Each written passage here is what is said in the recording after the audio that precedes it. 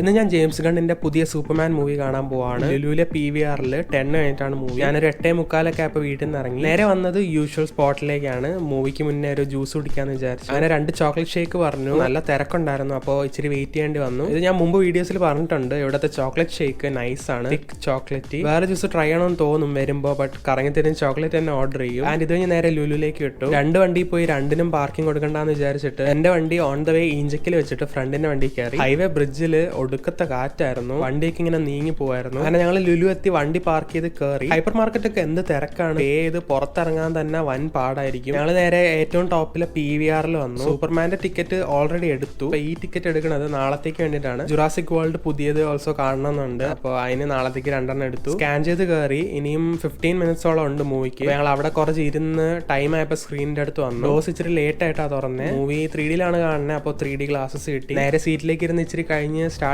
ചെയ്തു.